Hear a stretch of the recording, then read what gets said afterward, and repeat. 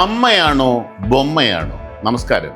താരസംഘടന AMMA അമ്മ ഒരു കുടുംബം പോലെയാണെന്ന് താരങ്ങൾ ആവർത്തിച്ച് ആണയിട്ട് പറയുന്നതാണ്. ശരിയാണ്. എല്ലാ കുടുംബത്തിലും ഉള്ളതുപോലെ പ്രശ്നങ്ങൾ ഇവിടെയുമുണ്ട്. വഴക്കുണ്ട്, പിണക്കമുണ്ട്, സ്വത്ത് തർക്കമുണ്ട്, ആരാണ് മൂത്തത് എന്ന തർക്കമുണ്ട്. വ്യത്യാസം ഒന്നേ ഉള്ളൂ. നമ്മുടെ വീട്ടിലെ വഴക്ക് അയൽപക്കത്തറിയും, അമ്മയിലെ വഴക്ക് ലോകം മുഴുവൻ അറിയും. ഇപ്പോ ബിഗ് ബോസ് വീടിനേക്കാൾ ട്വിസ്റ്റും ടേണുമുള്ള ഒരു സീരിയലായി മാറിയിരിക്കുകയാണ് അമ്മ കഥകൾ. എരിവും പുളിവും മാത്രമല്ല, സെൻസർ ബോർഡിന് പോലും നാണം വരുന്ന നിരവധി ഇക്കിളിക്കഥകളുമുണ്ട്. സ്ക്രിപ്റ്റ് ആരുടേതാണെന്നറിയില്ല, പക്ഷേ ഓരോ എപ്പിസോഡിലും രാജ്യാരോപണം, പ്രസ്താവന, തിരുത്ത്, പുലഭ്യം പറച്ചിൽ തുടങ്ങിയവ കൃത്യമായുണ്ട്. TRP കുതിച്ചുയരുന്നു. അംഗത്വ ഫീസ് മാത്രം അതേപടി.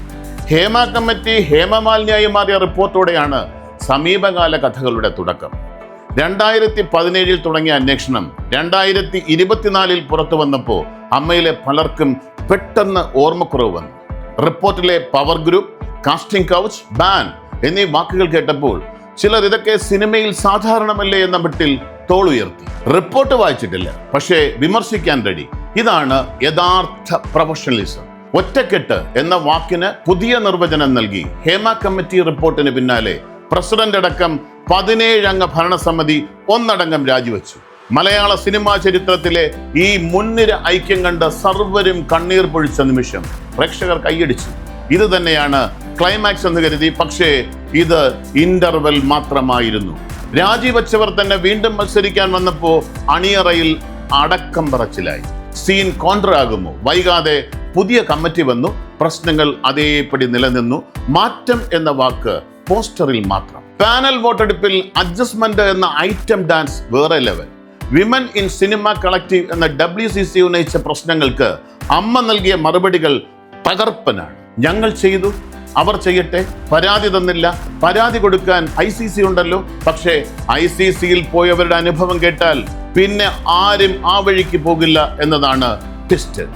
അമ്മയിൽ അംഗത്വമില്ലെങ്കിൽ ഡബ്ബിംഗ് ഇല്ല, ലൊക്കേഷൻ ഇല്ല, ഷൂട്ടിംഗ് ഇല്ല എന്ന പല്ലവി ഇപ്പോഴും DTS സൗണ്ടിൽ കേൾക്കാം. പേര് പറയാതെ ബാൻ ചെയ്യുന്ന കലയ്ക്ക് അമ്മയ്ക്ക് നമ്മൾ ഓസ്കാർ നൽകണം. ഞങ്ങൾ ആരെയും വിലക്കിയിട്ടില്ല, അവർക്ക് അവസരം കിട്ടാത്തതാണ് എന്നതാണ് സ്ഥിരം ഡയലോഗ്. ഈ സിനിമ ക്യാപ്സ്യൂൾ പഠിക്കാൻ നാഷണൽ ഫിലിം ഇൻസ്റ്റിറ്റ്യൂട്ടിൽ പ്രത്യേക കോഴ്സ് തുടങ്ങിയാൽ തരക്കേടില്ല. സ്ത്രീകൾക്ക് 50% സംഭരണം, പരാതി പരിഹാര സെൽ എന്നിവ ഉൾപ്പെടെ ഭരണഘടന മാറ്റിയെഴുതുമെന്ന വാഗ്ദാനങ്ങൾ കേൾക്കാൻ സുഖമുണ്ട്. എന്നാൽ ഭരണഘടനാ ഭേദഗതി എന്നത് അമ്മയെ സംബന്ധിച്ചിടത്തോളം സിനിമയിലെ ക്ലൈമാക്സ് മാറ്റിയെഴുതും എന്ന് പറയുന്നത് പോലെയാണ്. ട്രെയിലറിൽ കാണും, സിനിമയിൽ ഉണ്ടാവില്ല. പ്രേക്ഷകർ എല്ലാം കൊണ്ടും ഹാപ്പിയാണ്. ടിക്കറ്റ് എടുത്ത് തിയേറ്ററിൽ പോകേണ്ട. അമ്മയുടെ പത്രസമ്മേളനവും അംഗങ്ങളുടെ ചോർന്ന് പുറത്തു വരുന്ന ഫോൺ സംഭാഷണങ്ങളും മതി.